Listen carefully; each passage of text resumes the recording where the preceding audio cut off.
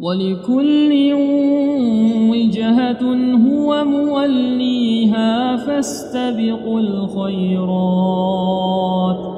أينما تكونوا يأت بكم الله جميعا إن الله على كل شيء قدير. Assalamualaikum warahmatullahi wabarakatuh dan salam sejahtera. Bersua bersia kembali dalam kisah seram alam jin. Sebelum itu, saya nak ucapkan jutaan infinity terima kasih kepada korang semua yang sentiasa hadir, support, menonton dan mendengar setiap kisah-kisah seram yang dibawakan oleh YouTuber-YouTuber di bawah bumbung negara Malaysia. Tak kiralah konten kreator siapa pun, Joe Sipeng Lipo Lara ke, Ashraf Channel ke, Kero Series ke, Nina Story, lagi seram kita, Kamarina Hassan, Top 5 Malaysia, Kamimi Hadiri, Ikhman Nur, Kopi-Kopi Go, Santai Chill, Riak 87, Schedule Channel, Zaf Channel, Pika Storyteller, Cengkeh Channel, Sembang Kopi, Acap Situkan Cerita, The Segment, Anas Rahmat, Gelora Mistik, Dak Tourism Malaysia, Bon Selasa, Ikali Channel, Sabrina Osman, kemudian Abad Andri Berada Picture, Kisah Seram Alam Jin. Terima kasih banyak-banyak sebab tidak jemu menghadiri kisah seram yang dibawakan oleh kami semua. Jujur, kami buat semua ini khusus semata-mata untuk kepuasan kita bersama.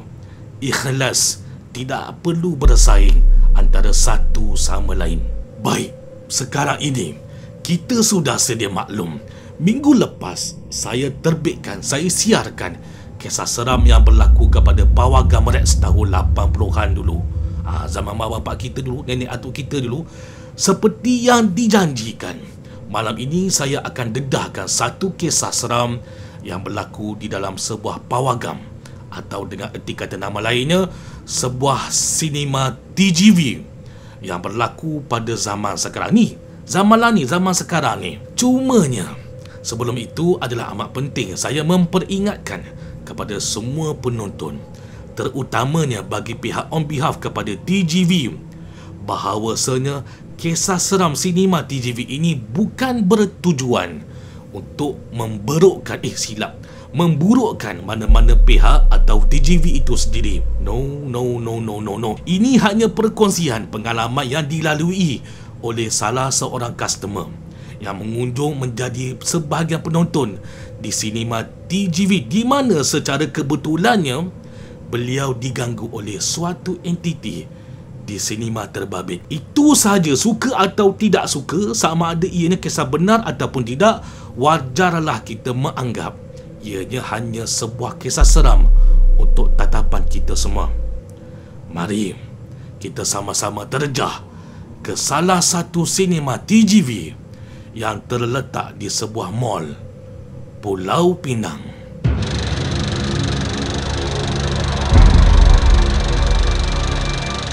Pada satu malam yang tidak dinyatakan pada jam berapa, sepasang suami isteri dan seorang anak perempuan yang masih lagi kanak-kanak, umur berapa anaknya tu wallahu alam, kita anggap je lah dalam umur 5, 6, 7 tahun macam tu. Mereka sekeluarga sudah merancang awal-awal untuk bersama berhibur menonton sebuah filem yang berjudul Minion di sinema TGV yang terletak di dalam sebuah mall di salah satu di negeri Pulau Pinang. Mall mana tu? Biasalah, saya tak boleh nak maklumkan kepada penonton. Lagipun pihak pengirim kisah asal kisah ni tidak dedahkan nama mall berkenaan kepada kita semua. Harap maklum. Untuk memudahkan lagi kalian semua untuk faham situasi tersebut, maka benarkan saya untuk memberi nama samaran kepada watak dalam kisah ni, iaitu Fadil aka Abang Long Fadil sebagai suami, Azura merangkap watak sebagai seorang isteri, dan anak kecil perempuannya pula saya beri nama samaran sebagai Suri. Amaran, ini hanya nama samaran saja, tidak kena mengena mana-mana watak yang masih hidup ataupun yang sudah meninggal dunia. Jelas ya? Kalau diikutkan, mereka ni nak menonton filem Minion pada waktu siang hari.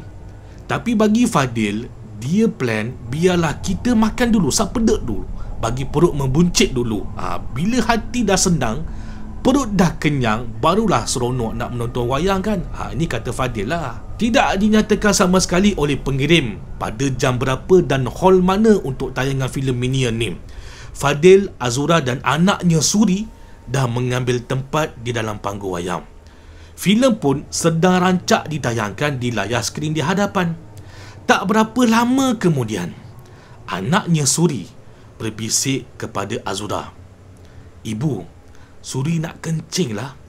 Jadi Azura pun bagi tahu pada Fadil mereka berdua ni nak pergi tandas sebab Suri nak buang air kecil. Fadil pun menganggukkan kepalanya menandakan dia dengar dan faham atas apa yang dicakapkan oleh isterinya Azura. Jadi Azura dan juga Suri pergi ke tandas, manakala Fadil kekal di kerusinya meneruskan menonton Minion sambil bertemankan makanan ringan popcorn di mulutnya. Tengok Minion, makan popcorn. Tengok Minion, makan popcorn. Tengok Minion, makan popcorn. Berapa lama bini aku dengan anak aku ni pergi tandas?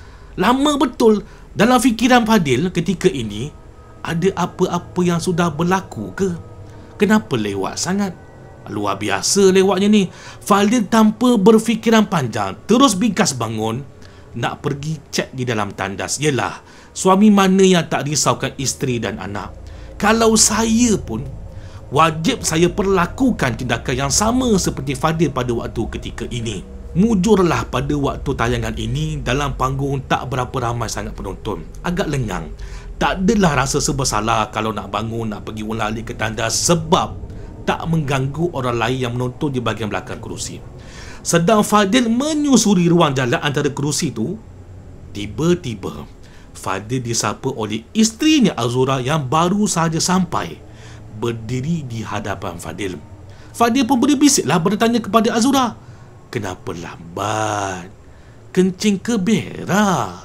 Azura memberi maklum balas kepada Fadil dengan jawapan yang sangat meragukan. Katanya, "Bang, jom balik, jom bang. Jomlah bang balik sekarang." Fadil tergamam. Sudah, apa hal pula ni? Udah kenapa pula bini aku ni? Fadil daripada sedang memerhatikan wajah Azura terus memalingkan pandangannya ke bawah ke arah Suri yang berada di sebelah Azura. Air muka Suri berbeza dengan reaksi muka Azura sebab wajah Azura nampak jelas kelihatan seperti orang yang sedang kalut ketakutan.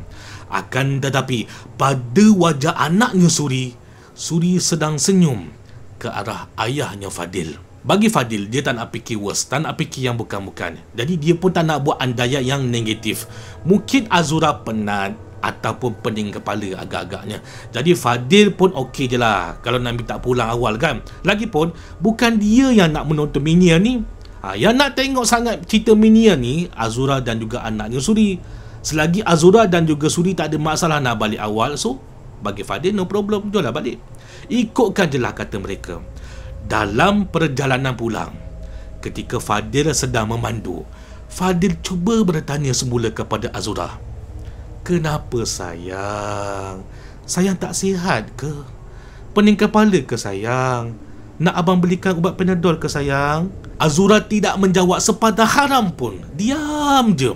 "Sayang, bagi tahulah, cuba cerita kenapa ni? Abang tak sedar hatilah sayang." Azura tetap juga kekal membisu. Tetapi Suri mencelah, "Ayah, tadi Suri nampak tangan dalam tong sampah." Apa? Fadil terkasima. Serta-merta dia tertekan brek kereta dengan mengejut bila Suri kata dia nampak ada tangan dalam tong sampah. Automatik pada waktu ini Azura terus menangis. Bila keadaan dah menjadi tegang macam itu, Fadil tanpa berlengah panjang memutarkan alunan bacaan surah Yasin dekat player kereta dia ni. Mujurlah dalam USB kereta dan siap sedia ada bacaan surah-surah Al-Quran. Bukan apa, perempuan ni kalau kita tak kuatkan semangat dia cepat-cepat, nanti dia mudah hilang fokus dan akhirnya macam-macam perkara buruk yang boleh berlaku. Bila keadaan dah sedemikian rupa, Fadil rasa dia tak boleh handle ni kalau terus balik ke rumah. Kebetulan memang rumah mak dan juga ayah Fadil berada juga di Pulau Pinang. Jadi tanpa berfikiran panjang, Fadil pun terus menuju ke lokasi rumah mak ayah dia.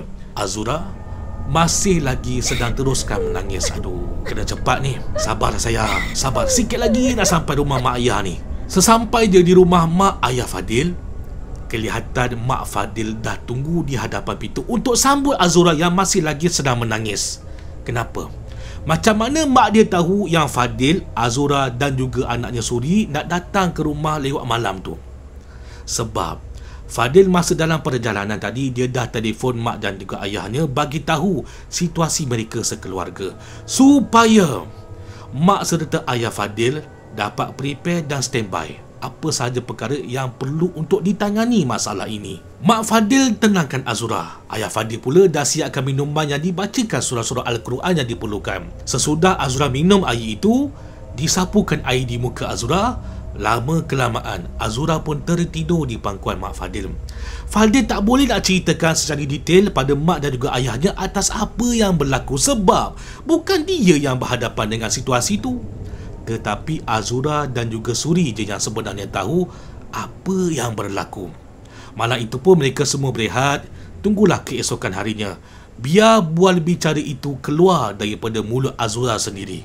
Dipendekkan cerita, keesokan paginya selepas solat subuh, selepas breakfast sama-sama, bila lihat Azura dah okey, boleh nampak kelihatan senyuman di bibir Azura, barulah mereka ni ajukan soalan pada Azura. Cuba bagi tahu atas apa yang sudah berlaku yang dilalui oleh Azura dan juga Suri pada malam semalam. Begini kisahnya. Azura pergi ke tandas menemankan Suri yang ingin buang air kecil. Ini bukan tandas dalam bangunan mall tu tahu, tapi tandas tu memang tersedia ada di dalam sinema TGV. Selepas Azura dan juga Suri keluar daripada hall sinema Minion tu, mereka berdua pun pergi ke tandas. Dalam tandas tiada orang lain tahu, hanya ada Azura dan juga Suri je dalam tandas pada waktu tu. Masa Suri nak buang air kecil di salah satu pintu tandas, kebetulan Azura ni pun nak buang air kecil juga. Jadi dia pun masuklah ke pintu tandas yang lainnya bersebelahan dengan pintu tandas si Suri ni. Sebelum dia masuk, Azura ni pun bersuara pada Suri. Katanya, Suri, ibu nak kencing ni dekat pintu tandas sebelah Suri ni je. Jadi nanti kalau Suri dah selesai, tunggu mak dekat luar pintu tandas ni ya. Jangan ke mana-mana tau. Tunggu mak habis dulu. Maka keadaan sekarang sudah bertukar tau. Azura dalam tandas buang air kecil, manakala Suri anaknya pula di luar pintu tandas sedang menunggu ibunya. Sedang Azura buang air kecil, tiba-tiba terdengar suara Suri di luar pintu sambil berkata-kata, "Ibu, kenapa ada tangan keluar daripada tong sampah tu?" Azura tersentak ni secara spontan. Naik ni bulu roma Azura ni bila dia dengar Suri kata ada tangan keluar daripada tong sampah. Terbantutlah hajat Azura tengah buang air kecil ni. Azura pun cepat-cepat keluar daripada pintu tandas. Sambil tu dia cakap dengan Suri, Suri cakap apa tadi? Jangan main-mainlah Suri dengan ibu." Suri, dia tudingkan jari telunjuknya ke arah tong sampah tu. Masya Allah, hampir rebah, hampir jatuh semangat Azura bila mana dia dapat lihat. Sekejap, iklan dulu ya sekejap. Apa yang saya nak bagi tahu ni adalah daripada pihak pengirim. Benar atau tidak, minta tolong jangan menghukum. Anggap sahaja kisah pengalaman dari beliau sekeluarga. Azura hampir jatuh semangatnya bila mana dia dapat lihat. Benar kata Suri, ada tangan yang keluar daripada tong sampah dalam tandas tu. Tapi bukan itu sahaja tau. Dalam masa yang sama, Azura lihat dalam ruang lubang tong sampah tu ada sepasang mata dan juga sedikit rambut yang terkeluar daripada lubang tong sampah tu. Tangan, mata dan juga helaian rambut. Masa kejadian tu tak lama tau. Azura memberi gambaran kepada kita semua. Sejurus selepas dia nampak benda tu, dia terus sentap tangan Suri berlari keluar daripada tandas tersebut. Terus meneruskan lariannya pergi ke hall sinema Minion untuk bagi tahu pada Fadil untuk pulang dengan segera. Sebab Azura dah dapat rasa dah badan dia pada waktu ini dah hampir-hampir tak boleh nak move on. Anytime je boleh pengsan. Fadil, mak dan juga ayah Fadil tersentak dengan kisah situasi yang diceritakan dilalui oleh Azura malam tu. Kemudian Fadil ni pun melihat, mencuri-curi lihat ke arah Suri. Suri boleh senyum? Happy go lucky macam tak ada apa yang berlaku. Yelah kan budak, apalah yang dia tahu sangat. Kalau budak umur 5 tahun ni, mungkin mereka bersangkakan itu hanya imajinasi saja kot. Wallahualam.